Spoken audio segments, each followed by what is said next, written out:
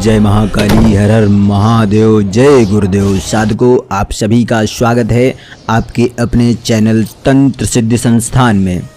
साधकों, आज हम आपको बताएंगे कि किस प्रकार शमशान काली ने मेरे स्वयं के ऊपर अकेली सिद्धि में करने गया था, शमशान काली को जागृत करने गया था, किस प्रकार से माया रच करके मुझे समाप्त करने का पूर्ण प्रयास किया था उनकी डाकनियों ने, राकनियों ने। उसका मैं सच्चा अनुभव आज आपको बताने वाला हूँ। साधकों, सबसे पहले तो मैं आपको जानकारी देना चाहता हूं कि वर्तमान में मैं किसी को भी यह सजेस्ट नहीं करता हूं कि कोई भी शमशान काली की साधना करे। एक और चीज़ मैंने एक दो वीडियो में और बताया कि शमशान काली महाकाली नहीं है।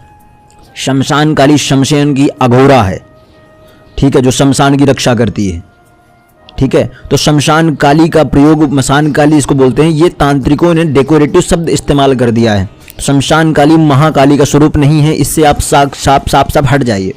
अगर कोई ये कहता हो कि शमशान काली ही महाकाली है, महाकाली ही शमशान काली है, यह सर्वथा अनुचित है, गलत है। ऐसा कभी भी आपको इस्तेमाल नहीं करना है कहीं भी शब्दों को, ठीक है।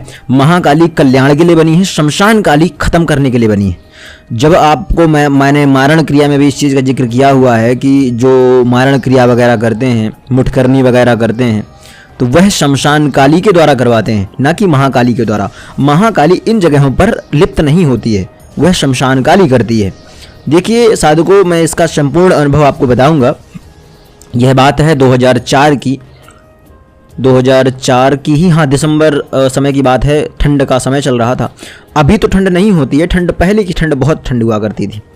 और पहले क्योंकि बहुत ज़्यादा चीज़ें भी नहीं होती थी कि हम हीटर लगा लें, और हम शमशान साधना के लिए बढ़ रहे थे। गुरु से आज्ञा ली तो गुरु ने कहा कि हम आपको शमशान जागरण करने का आशीर्वाद तो दे देंगे, लेकिन एक बहुत बड़ी विपदा है कि जब आप 2 से 3 व्यक्तियों के साथ में जाते हैं, गुरु भाइयों के साथ में जाते हैं, तो वहाँ पर शमशान काली की सिद्धि होती तो है, परंतु उसमें आपको नकारात्मकता उतनी नहीं झेलनी पड़ती है, क्योंकि वहाँ पर 3 व्यक्ति हो जाते हैं, तीनों एक दूसरे पर आश्रित रहते हैं।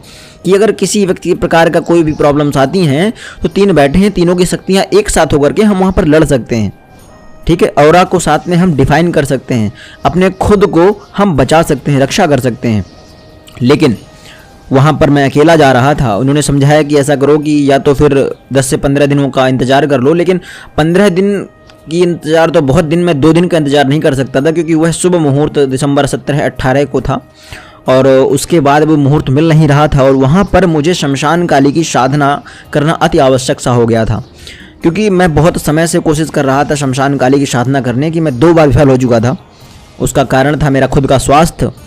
शायद काली खुद नहीं प्रसन्न होना चाहती थी, मसानी। इस कारण से मेरा 2 बार स्वास्थ्य खराब हुआ, मुझे मरणासन्न अवस्था तक पहुँच गया मैं। इस बार मैं किसी प्रकार से इस मुहूर्त को जाने नहीं देना चाहता था। गुरु से आशीर्वाद लिया। देखिए, गुरु मंत्र में और एक विशिष्ट मंत्र होता है। जब आप शमशान किसी साधना को करने जाते हैं तो आपके गुरु जिससे आप दीक्षित होते हैं वह आपको एक विशेष मंत्र देते हैं और एक मिट्टी का अस्त्र देते हैं। वह अस्त्र मंत्रोच्चारित होता है, सिद्ध होता है, जागृत होता है। जिस अस्त्र से आपको चलाना नहीं है, उसको आपके पास रक्षा होगी। आप अगर उसको हाथ में रखे रहेंगे तो वह आपको नकारात्मक शक्तियों से मुक्त रखेगा, ठीक है। तो कामाख्या की बात है, असम में मैं था।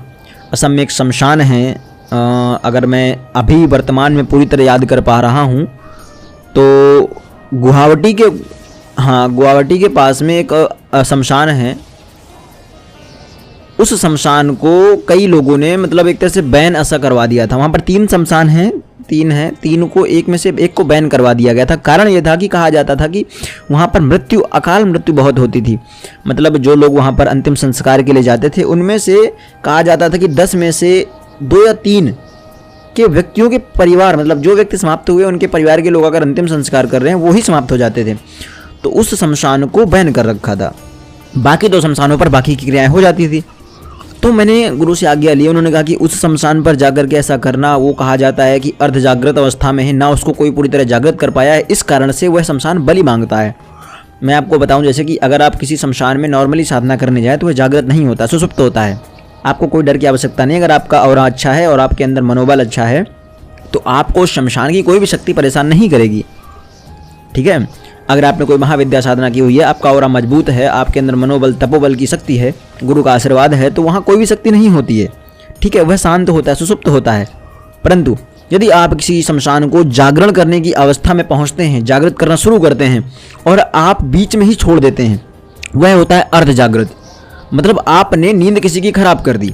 जैसे एक व्यक्ति है जो 12 बजे सोया, आप 2 बजे गए उसको जगा दिए, काम कोई नहीं था, बस पानी मार के उसको जगा कर बाहर खड़ा कर दिया, वो अर्ध जागृत अवस्था में है। इस समय उसकी इंद्रियां ना तो पूरी तरह उसकी कंट्रोल में है, ना नींद के आगोश में है। इस समय वो बहुत खतरे का कार्य कर सकता है। जैसे आपको एक मैं विशेष स्थिति बताता हूँ, आपको सुबह कोई अचानक जगा दे, आपका मन अंदर से खराब हो जाएगा, सर दर्द करने लगेगा।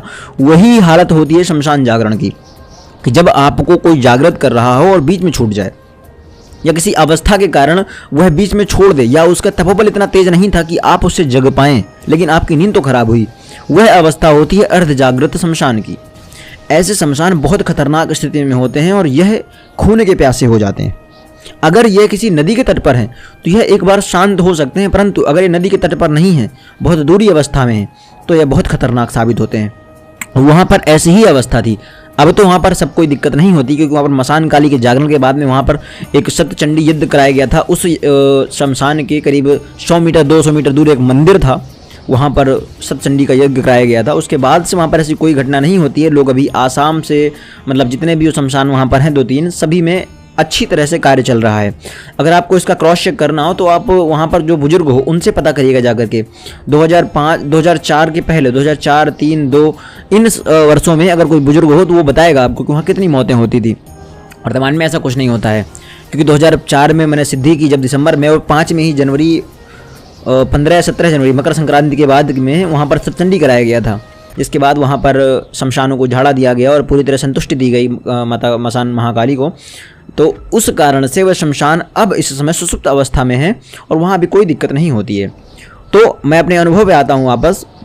मैंने आज्ञा ली, शस्त्र लिया, गुरु दीक्षा मतलब दीक्षित गुरु जी से आज्ञा लेकर के, आशीर्वाद लेकर के पहुँचा प्रथम दिवस का। और वह 11 दिनों की साधना थी मेरी शमशान जागरण के बाद में, मसान काली प्रत्यक्ष साधना।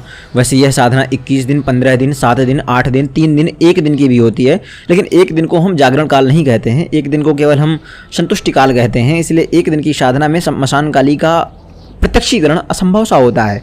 ठीक है, तो जब मैं पहले दिन गया और वह रात्रि का समय था, हमें 10 बजे से बैठना था और 3 या 4 बजे तक हमें पूर्ण करना था। 3 बजे में वहीं पर बाहर निकल करके और स्नान करके बाहर आना था। स्नान बाहर एक नल की व्यवस्था थी, वहाँ से आप कर सकते हो, क्योंकि नदी वहाँ पर नहीं थी, नदी दूर थी काफ़ी। ठीक है, तो हम वहाँ पर गए और अपने सवारी से गए उधर पे। उस समय साइकिल का इस्तेमाल करते थे। उधर पर पहुँचे, साइकिल खड़ी की और जाकर के अंदर समस्त चीज़ों को घेरा बनाया, सुरक्षा घेरा बनाया, क्योंकि मुझे पता था वह अर्ध जागृत शमशान है और ये खतरनाक हो सकता है। माता मसान महाकाली को भोग लगाया और सबसे पहले जाकर के एक घेरा बनाया, सुरक्षा घेरा।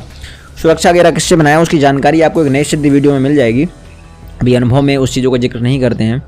तत्पश्चात मैंने जप करना शुरू किया, वह बाकायदा दीपक जला करके, चढ़ावा चढ़ा करके और यंत्र पूजन कर करके और शमशान को चारों दिशाओं को भोग आदि लगा करके, कुछ इत्रों को छिड़क करके मैंने शमशान काली महाकाली की साधना करना शुरू की। जागरण काल में आप विश्वास मानिए 2 से 3 घंटे में इतना भयंकर धुआं ऐसा उत्पन्न हुआ चारों कोनों से, ऐसा लग रहा था पता नहीं हो क्या रहा है, ये चारों कोनों में ऐसा क्या आ गया। एकदम से धुआं भयंकर शुरू हुआ और उस धुएं में, आगोश में आपको ऐसा जैसे मिर्च का धुआं नहीं होता है जो आँखों में और गले में आप एक सांस अंदर नहीं ले पाएंगे, ऐसा धुआं था। उसी समय पे इतनी तेज़ धुआं में बहुत तेज़ी से खांसी आना शुरू हो गई और खांसी में आप जो साधना कर रहे थे उसमें मंत्रों का टूटन स्टार्ट हो जाता है। आप मन के अंदर मंत्रों को पाठ कर सकते हैं, लेकिन जो वो वाचिक था, मतलब आपके होंठ कम से कम हिलने चाहिए शमशान जागरण में। तो मैं किसी प्रकार से खुद को संतुलित कर करके और मैं शुरू करने लगा, क्योंकि मुझे पता था यहाँ पर ये कार्य होंगे। अगर आप किसी सुप्त शमशान को जागरण करने जाते हैं, मसानकारी प्रत्यक्षीकरण करते हैं, तो वहाँ पर बहुत अधिक प्रॉब्लम नहीं होती है। लेकिन जो पहले से ही अर्ध जागृत अवस्था में है और वो क्रोधित अवस्था में है मसान, वहाँ पर बहुत आवश्यकता थी कि आपको बहुत बच के रहना था। इसीलिए गुरु ने मुझे बहुत समझाया था। पहले दिन की साधना में मुझे थोड़े से अनुभव इस प्रकार के मिर्च के वगैरह के धुएँ वगैरह आए। दूसरे दिन भी बहुत सारे गंदी गंध आने लगी, बहुत सारे गंदे ख्याल आने लगे, अजीब सी ख्याल आने लगे और तीसरे दिन जब मैं तीसरे दिन पहुंचा तो तीसरे दिन में प्रॉब्लम्स ये थी कि मुझे कई मतलब इंटर करते ही शमशान के अंदर और एक अजीब सी जैसे बोलते हैं नकारात्मकता इतनी अंदर भर गई कि जैसे मैं क्या ही करने आया हूँ यहाँ पर, क्यों ही आया हूँ मैं यहाँ पर। एक ही गलती मैंने उस दिन की, तीसरे दिन मैंने जो सुरक्षा घेरा बनाया था उस घेरे को पूरा खींचा नहीं था। मतलब ऐसा क्या हुआ कि उस काले कोयला और भस्म के लेप से और धूल मतलब एक चूर्ण से हम घेरा बनाते थे, ठीक है, और आटे का प्रयोग करते थे। तो घेरा बना रहा था मैं, घेरा बनाया मैंने और पता नहीं मेरे मन में क्या है कि मैंने उस घेरे में थोड़ा सा जगह छोड़ दी। उस जगह के कारण क्या हुआ आप सुनिए। उस जगह को मैंने छोड़ा और मैंने वो कर लिया पूरी तरह से। तो मैं देख रहा हूँ कि जब मैं साधना के लिए बैठ गया, जब मैंने अपने उस अस्त्र को रखा, सामने रखा और उसकी पूजन करके और जब माला जैसे उठाया, उसके बाद आपको उस अस्त्र को टच करना होता है, छूना होता है, आपके हाथ में रहना होता है। मैंने उसको जैसे छुआ, मुझे अचानक से अंदर से एक बहुत तेज़ी से ऊर्जा अंदर आई और मुझे जैसा लगा कि जैसे पीछे को सही से करो वरना तुम्हारा जीवन समाप्त हो जाएगा। ऐसा एक अंदर से ख्याल आया। मैं पीछे मुड़ा ही था कि उतनी देर में मुझे इतनी भयंकर का तमाचा पड़ा। वो क्या था मुझे अभी तक समझ में नहीं आया। मैं आगे गुरु से क्या पूछूंगा और सारी जानकारी आपको मिलेगी इसी वीडियो में। इतनी जोर का तमाचा पड़ा, मेरे पूरे रोंगटे खड़े हो गए और मैं एक तरह से झंझना सा गया। मेरा दिमाग काम नहीं कर रहा था, क्या था क्या नहीं था। बचपना था, कुछ समझ में आ नहीं रहा था क्या हुआ क्या नहीं हुआ। मैंने उसी चूर्ण को जो पहले से रेखा में फड़ा हुआ था उससे थोड़ा थोड़ा उठा करके मैंने डाला वहाँ पर, लेकिन वो क्या था मैं समझ में नहीं पा रहा अभी तक। अब मेरा पूरा दिमाग दर्द करने लगा, इतनी तेज मुझे पड़ा था। मैं अगर उधर टच कर रहा था मुझे इतनी भयंकर दर्द हो रहा था, जैसे मतलब एक तरह आप समझिए कि जैसे बहुत तेज़ी से किसी ने पत्थर मार दिया हो मेरे, इतनी तेज सूजन ऐसी आ गई थी। मैंने किसी प्रकार से साधना करना शुरू किया। मैं 10-11 माला 41 माला तक करनी होती थी, 11-15 माला तक गया। अचानक से मेरी आंखें बंद होने सी लगी, धुंधलापन दिखने लगा और सामने मिट्टी जहाँ पर फड़ी हुई थी, जहाँ पर शमशान पहले जला करते थे, जहाँ पर अंतिम संस्कार की अंतिम मिट्टियाँ जला करती थी, वहाँ पर एक फूलों का गुब्बार, वो मुरझाए फूल थे, सड़े हुए फूल थे, काले काले, उनका गुब्बार ऐसा ऊपर को बना और एकदम से फूट गया। और मैं देख रहा हूँ कि मेरे चारों तरफ एक ऐसी शक्ति कोई घूम रही है जो मुझे दिख नहीं रही है।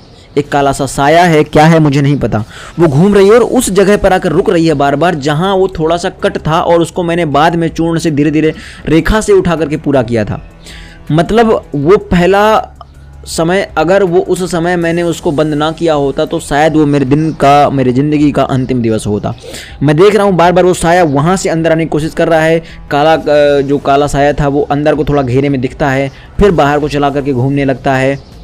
40 माला तक मैंने किया, 41 माला अंतिम माला कर रहा था। मैं देखता हूँ कि चारों तरफ इतनी तेज़ से, मतलब वो समय था 2 बजे का करीब समय था और कहा जाता है कि 2 बजे तक अंतिम समय होता, 2 से ढाई तक, क्योंकि 3 बजे 3:30 बजे के बाद में ब्रह्म मुहूर्त लग जाता है। 4 बजे पूर्णतः ब्रह्म मुहूर्त का काल माना जाता है। 2:25 से 30 हो रहा होगा कुछ, मुझे एग्जैक्ट समय नहीं पता, लेकिन ऐसा ही कुछ था अगर मैं याद कर पा रहा हूँ चीज़ों को।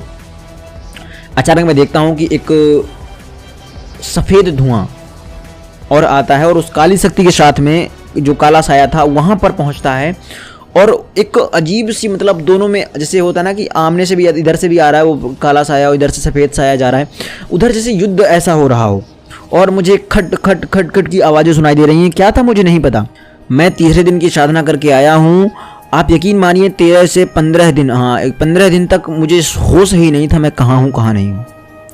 जब 15 दिन तक मैं गुरु के पास नहीं पहुँचा, क्योंकि साधना तो मैंने 11 दिन की ही की थी कि 11 दिन में करूँगा और उसके बाद चला जाऊँगा।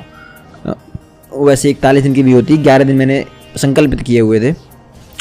मैं 15 दिन, ये 3 दिन और 18 दिन जब गुरु के पास नहीं पहुंचा तो गुरु ने मेरा पता लगाया और वो मेरे पास स्वयं आए और उन्होंने कहा कि कितने दिन इसकी साधना हुई है। तब उन्होंने मुझे कोई बभूत आग वगैरह लगाई और मुझे उठाया। आप ये समझिए कि वो समय ऐसा था कि मैं मतलब एकदम निर्जीव सा हो गया था, जैसा जान है ही नहीं अंदर। उन्होंने आकर सारा मंत्र वो पूछा मेरे से और कहा कि साधना कितने दिवस की कर ली थी। मैंने कहा 3 दिवस की और ऐसा हुआ था। उन्होंने कहा सबसे बड़ी गलती तो ये है कि तुमने साधना के बाद में, मतलब ऐसा जो कुछ हुआ था, तुम घर पे आकर लेट गए और मुझसे मिलने नहीं आए, क्योंकि उस साधना को संपूर्णता नहीं मिली अभी भी। तत्पश्चात मैंने 15 दिन के बाद में वापस से फिर 11 दिनों की साधना की थी और 11 दिन के 10वें दिन जो हुआ वो आपको बताता हूँ मैं, ठीक है। जो मैं दोबारा से 15-18 दिन के बाद में जब उठा फिर से और वापस से मैंने एक दिवसीय रात्रि यज्ञ किया और माता महाकाली का यज्ञ किया पहले एक रात्रि का। तत्पश्चात मेरी क्योंकि सिद्धि थी पहले से, उस कारण से मैंने उसको जागृत किया। उस सिद्धि के साथ मैं पहुंचा वहाँ पर, वापस से फिर 11 दिन की साधना की। शुरुआत के 10 दिन मुझे कोई अनुभव नहीं हुआ, मैं घोर साधना कर रहा था, अघोर साधनाओं के ऊपर उतारू हो गया था। मैंने तामसिक का भी वहाँ पर इंतजाम किया, मैंने तामसिक को भी टच कराया वहाँ पर। और अब मैं देखता हूँ कि मुझे मतलब 10वें दिन मुझे भोग दिया जाता है, ठीक है, उस सुरक्षा घेरा के बाहर मुझे भोग दिया जाता है। भोग मांस का, मांस वो भी इंसानों का मांस, इंसानी मांस का भोग दिया जाता है। इंसानी मांस कैसा? हाथ कटे हुए रखे हुए हैं और पैर कटे हुए रखे हुए हैं, सर कटा हुआ रखा हुआ है। सर किसका है नहीं समझ में आ रहा है, वो महिला है पुरुष है नहीं समझ में आ रहा है, क्योंकि आगे पूरा छिन्न भिन्न सा है, एक तरह से बराबर से कटा, लेकिन ये समझ में आ रहा है कि ये सर है, ठीक है, कपाल है, ये ऐसा रखा हुआ है। और एक अचानक से आवाज़ आती है, ग्रहण करो इसको। एक मोटी सी आवाज़ जो समझ में नहीं आ रहा किसकी आवाज़ है। मैं देख रहा हूँ कि वह जो थाल थी वो मेरे सुरक्षा घेरे को पार करने की कोशिश करती है और उतने में एक भयंकर विस्फोट सा होता है और पूरा वो जो थाल थी वो पूरी छिन्न भिन्न होकर दूर चली जाती है। तभी मैं एक और चीज़ देखता हूँ कि मेरे सामने एक महिला निकल रही है अचानक से, मतलब जैसे लोप से, एक अनंत से आ रही है महिला एक, और वो महिला के कपड़े अस्त व्यस्त हैं, कलर एकदम सफ़ेद, आप ही समझिए कपूर जो होता है ना, कपूर से भी सफ़ेद, एकदम सफ़ेद। मैंने कहा इतना सफ़ेद, इतना श्वेत रंग, और वो श्वेत रंग एकदम चमक मार रहा था। रात्रि का 1:30 से 2 बजा हुआ था, एकदम चमक मार रहा था, समझ में नहीं आ रहा था ये हो क्या रहा है। सामने से महिला आ रही है, उसकी योनि और स्तन साफ साफ झलक रहे हैं, कपड़े अस्त व्यस्त हैं, कोई कपड़ा शरीर पे नहीं है, बस एक ऊपर से मतलब ऐसा लग रहा है जैसे कि उसने पहना हुआ है और वो फटा हुआ सब है, सब अस्त व्यस्त है। पास आकर मेरे वो संपूर्ण नग्न हो जाती है, सारे कपड़े फेंक देती है इधर उधर, और पास खड़े होकर ही अजीब सी हंसी हंसती है और चारों तरफ देखती है। मुझे नहीं पता वो क्या देख रही थी, चारों तरफ देखती है और बहुत देर तक शांत खड़ी रहती है। उसके बाद एकदम से मेरी तरफ बढ़ती है और घेरा के बिल्कुल पास में आके खड़ी हो जाती है। उसी जगह आकर के वो अपनी जोनी में अजीब सी हरकतें करती है और एक अजीब सी किलकिलाहट, अजीब सी चिल्लाहट, अजीब सा कोलाहल मचा रही है जिससे मेरी साधना भंग हो जाए। मैं मंत्रों किसी प्रकार से, मेरे रोंगटे खड़े थे, मैं समझ में नहीं आ रहा था कि मैं कर क्या रहा हूँ। मेरे दिमाग काम नहीं कर रहा था, बस मुंह चल रहा था, जीवा चल रही थी, मैं माला चल रहा था, मेरे रोंगटे पूरे खड़े हो गए थे। अभी भी उस चीज़ों को याद करके मेरे रोंगटे खड़े हो जाते हैं, इतना भयावह दृश्य था वह अपनी योनि में अजीब सी क्रिया करती। मैं देखता हूँ कि थोड़ी देर बाद वह अपना सर धड़ से अलग कर लेती है, सर को दूर फेंक देती है, और मेरे पलक झपकने के बाद मैं देखता हूँ कि उसके दोनों हाथ भी गायब हैं, सर भी गायब है। एक अजीब सा नरमुंड साहब खड़ा हुआ है जो कि महिला का शरीर है, अंग अंग पूरा खुला हुआ है, हर जगह से रक्त टपक रहा है, लेकिन मुझे समझ नहीं आ रहा कि मैं करूं क्या। मेरा दिमाग काम नहीं कर रहा है, मेरे हाथ काम नहीं कर रहे हैं, बस हाथ चल रहा है, मुंह चल रहा है, कांप रहा हूं, kit kit kit kit kit kit दांतों में हो रहा है। मैं पूरी तरह से अंदर से थरथरा सा गया था। उस समय मैंने अचानक से, एक पता नहीं क्या हुआ कि मेरे हाथ अचानक से, जो दूसरा हाथ था मेरे उस पर रखा हुआ था, जांघ पे रखा हुआ था, अचानक से हिला और बगल में जो वो मेरा रक्षा कवच था उस पर हाथ पड़ा। उसके हाथ के पड़ने के बाद में मुझे अचानक से मंत्र, एक तरह से अंदर से बोलते ना कि आपको एक चेतना जगी, जिस चेतना ने बताया कि आप अपने सुरक्षा मंत्र का प्रयोग करके इसकी तरफ यंत्र को प्रदर्शित करो, दिग्दर्शित करो। मुझे तब वो आया और तब तक वह लेडी जो सामने खड़ी थी वापस से उसके हाथ से जग निकल आए थे, वापस से उसका सर निकल आया था और अब उसके योनि से भयंकर काला पानी निकल रहा था। और वह काला पानी इतनी तेज, मतलब घुटित कर रहा था मुझे अंदर तक, क्योंकि गंध इतनी भयंकर थी उसकी कि मैं सांस लेना दूभर हो गया। इतनी खतरनाक गंध, आप ये समझो कि जब मांस सड़ जाता है वो भी उतनी तेज गंध नहीं मारता होगा जितनी तेज वो पानी गंध मार रहा था। वो गंध मैं फील नहीं कर पा रहा था, मैं क्या बताऊं। आज भी इतनी तेज मुझे उस रस का अनुभव हो रहा है। वो रस जिसको बोलते हैं विभत्स रस, विभत्सता का अनंत का कोटि बोल सकते हो। मैंने जितनी खतरनाक साधनाएं की उनमें से वो सबसे खतरनाक प्रयोग था, ठीक है, जो मैंने उस दिन देखा।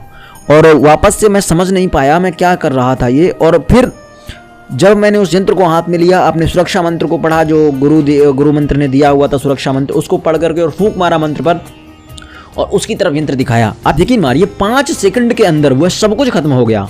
और अब धीरे धीरे पूरा जगह पर स्वच्छता का वातावरण, क्योंकि सुबह का 3 साढ़े 3 कुछ बज रहा था उस समय तक। ये 1.5 से 2 घंटे का कार्यक्रम चला करीब, और ये 1.5 से 2 घंटे मेरे लिए, मेरी ज़िंदगी का सबसे खतरनाक काल साबित हो रहे थे। क्योंकि मैं अगर जरा सा भी कुछ भी करता उल्टा सीधा, शुरुआत में क्या था ना कि वो किसी प्रकार से मुझे वो करने की कोशिश कर रही थी कि बोलते काम के भाव की तरफ आने की कोशिश कर रही थी। एकदम सुडौल अंग, बढ़िया शरीर, अंतरंग बॉडी, ऐसा मान सकते हो ना कि ऐसा फिगर किसी महिला का जिसको देखकर अच्छे अच्छे पुरुष तक काम भाव तक पहुंचता है। और एक क्षण के लिए मेरे अंदर भी वह भाव जागृत हुआ था। इसी कारण से मुझे इस कष्ट को देखना पड़ा। गुरु ने मेरे बताया, जब मैं वापस आके मेरी 11 दिन की काया साधना संपन्न हुई, मैंने मसान काली को जागृत किया, मसान काली प्रत्यक्ष हुई। और बाद में जब 11वें दिन मैंने हवन कुंड उनका हवन स्वीकार किया, हवन किया, उनका संपूर्ण हवन किया। हवन करने के पश्चात मैंने उनको मदिरा का भोग लगाया। तत्पश्चात मसान काली का एक बहुत सुंदर रूप, सौम्य रूप निकल कर आया। और उस सौम्य रूप में अगर उन्होंने कहा कि हम आपसे प्रसन्न हुए, आपने शमशान को वो प्राप्ति दी है, वह संतुष्टि दी है जिसका यह जो इसे चाहिए था, और अब बोलो तुम्हें क्या चाहिए। मैंने उनसे इतना मांगा कि जब भी मैं कभी भी शमशान की साधना करने वापस आऊँ, आपका संरक्षण मुझे प्रदान हो। शमशान कोई भी हो, शमशान काली मेरे साथ हमेशा रहें। उसके बाद जब मैं महाविद्या की साधना करने लगा तो शमशान साधना की आवश्यकता ही नहीं पड़ी। आकर मैंने गुरु से पूछा कि यह सब मुझे क्यों देखना पड़ा इतना खतरनाक। उन्होंने बताया कि जिस समय वह पहली बार अपने सामने आई थी ना तुम्हारे, उस समय तुम्हारे अंदर काम भाव जागृत हुआ था। और उनकी बात यह एकदम सही थी। उन्होंने बोला कि यह सर्वथा अनुचित था। मसान काली के लिए काम भाव का जागरण एक तरह से आपको नरक में ले जाता है, आपके जीवन की समाप्ति कर देता है। तुम बचे क्योंकि तुम्हारा उसी समय चेतना बल इतना तेज था कि तुम्हारा हाथ हट करके उस यंत्र के ऊपर गया, उस रक्षा कवच के ऊपर गया जो मैंने दिया हुआ था। और उस कारण से तुम्हें वो जो 1 घंटे का नर्क देखना पड़ा, वो नर्क उसी कारण देखना पड़ा क्योंकि तुमने काम भाव जागृत किया मसान काली के लिए। मसान काली शमशान की अघोरा मानी जाती है। उसके लिए आप सोच भी कैसे सकते हैं कि आप उसके साथ संभोग रद्द कर सकते हैं। आप समझो कि कितना बड़ा भी भोगी क्यों ना हो, कितना बड़ा भी त्यागी क्यों ना हो, अगर वह शमशान काली की साधना करता है और वह उस प्रकार की अगर आकृति में आ जाती है, एक क्षण के लिए उसका लिंग उसको उसके बाहों को स्पर्श जरूर करता है। बाहों स्पर्श मतलब ये होता है कि काम भाव जागृत होता है।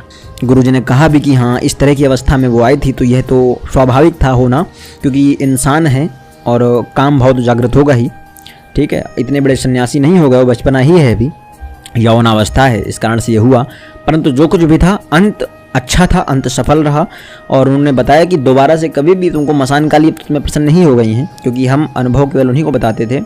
और जब मैंने फिर शमशान की साधनाएं करनी बंद कर दी, उसके बाद फिर महाविद्याओं की तरफ पूरी तरह से अग्रसर हुआ, तो शमशान की आवश्यकता नहीं पड़ी। इसलिए मैं इन समस्त अनुभव को आपके समक्ष रखा हूँ, क्योंकि शमशान की आवश्यकता आपको कब पड़ती है, जब आप शमशानों की साधनाएं करते हैं। आपका जब उद्देश्य रहता है किसी व्यक्ति को पहुंचाना, आप जब तामसिक तांत्रिक बनने की कोशिश करते हैं। मैंने कभी खुद को तामसिक तांत्रिक नहीं माना है, क्योंकि तामसिकता की तरफ आपको बढ़ना ही क्यों है, जब आपको सात्विकता में इतने बेहतर परिणाम मिल रहे हों, गुरु आपके साथ हों, आप समस्त शक्तियाँ आपको आप प्रभावी हों, आपका ऑरा इतना मजबूत हो चुका हो, तो आपको तामसिक साधनाओं की तरफ नहीं बढ़ना चाहिए।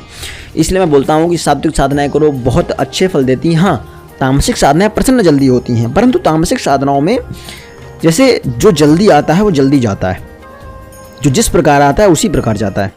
गलत धन है, गलत प्रकार से चला जाएगा, आपको पता भी नहीं चलेगा। तो यह थी एक अनुभव मसान काली का, और उस गलती का भी अनुभव जो गलती मैंने की थी। इसीलिए मैं कहता हूँ किसी व्यक्ति को, और साफ साफ समझाता भी हूँ कि कोई भी पहली बार यक्षिणी, पिशाचनी, कर्ण पिशाचनी आदि की साधनाएं मत करे। जो पहली बार ही साधना कर रहा हो, इस तरह की साधना बिल्कुल मत करें, क्योंकि यह एक अघोरा का ही रूप है। और सबके पास एक प्रभावी गुरु शायद ना हो जो उनकी रक्षा कर सकें, या सबका समय उतना अच्छा ना चल रहा हो जिससे वे खुद की रक्षा कर सकें। सही समय पर चेतना का जगना भी बहुत बड़ी बात होती है, और मैं पूरी तरह से आभारी हूँ गुरु का कि सही समय पर मेरी चेतना को जगाया उन्होंने। अगर मेरी चेतना उस समय ना जगती तो शायद मैं आज आपके समक्ष ना होता। 2005 में ही 4 में ही मेरी जीवन लीला समाप्त हो गई होती। लेकिन जो कुछ भी हुआ अच्छा था, जो कुछ भी अब चल रहा है वह भी सब अच्छा है। हो ये ही वही जो राम रचि राखा, को कही तर्क बढ़ा वह शाखा। इसी तरह इसी को जब भी आप बहुत बड़े संकट में हो, इसको आप एक तरह से मन में दोहराइए, माता महाकाली का ध्यान कीजिए, अपने पुण्य कर्मों सत्कर्मों को ध्यान कीजिए, अपने गुरु को ध्यान कीजिए, और एक तरह से अपने समस्त कष्टों को साइड कर दीजिए और आज के सुखों पर आश्रित हो जाइए। क्योंकि जो कल हो गया ना वापस नहीं होने वाला, लेकिन जो कल होगा वह आपको पता नहीं। जो वर्तमान है वो उस पर आप जी रहे हैं, तो उस पर आप इतने आश्रित हो जाइए, उसको इतना सुखी से जीजिए कि आपको कल को कोई हानि ना हो। जो आप कल के कारण आज डूबे हुए हैं, आज के कारण कल ना डूबना पड़े, इसलिए आज ही सतर्क हो जाइए। आशा करता हूँ कि आपको स्पष्टता समझ में आ गया होगा कि मसान काली की साधना में कितनी खतरनाक चीज़ें हो सकती हैं और आपको कौन सी साधना करनी चाहिए, कौन नहीं करनी चाहिए। इसका अगर आप जानकारी चाहते हैं तो आप कुंडली विश्लेषण करवाइए और उसके बाद ही आपको इसकी जानकारी मिलेगी। और मैं कहता हूँ प्रथम बार किसी इतर योनि की साधना मत कीजिए, पहले अपना ऑरा मजबूत कीजिए, अब किसी महाविद्या की साधना कीजिए, तत्पश्चात आगे बढ़िए, शिव की 100 लक्ष्य जाप कीजिए, उसके बाद आगे बढ़िए, एक प्रभावी गुरु बनाइए। बिना दीक्षित हुए किसी भी साधना पर मत उतरिए, खासकर इतर योनि की साधनाओं में, अन्यथा आपकी जीवन लीला बस कुछ ही दिनों की बची हुई है। चलिए, आशा करता हूँ कि आपको सब कुछ स्पष्ट होगा। इस आशीर्वाद के साथ आज आपको छोड़कर जा रहा हूं कि आप सदैव सत्कर्मों पुण्य कर्मों की तरफ आगे बढ़ेंगे, सदैव दैवी शक्तियों की तरफ आगे बढ़ेंगे। किसी अप्सरा इतर योनि की साधना अगर करना चाहते हैं तो एक सकारात्मक सोच के साथ करेंगे, जीवन रक्षा के लिए करेंगे, जीवन को दिग्बली बनाने के लिए करेंगे, आध्यात्म प्राप्ति के लिए करेंगे, ना कि भोग रस की प्राप्ति के लिए। इसी उम्मीद के साथ, इसी आशीर्वाद के साथ कि आप सब कुछ अच्छा करेंगे, आपका परिवार पूरी तरह से स्वस्थ समृद्ध हो, मुझे आज्ञा दीजिए। जय महाकाली, हर हर महाकाल, जय गुरुदेव, महाकाली सबका कल्याण करें।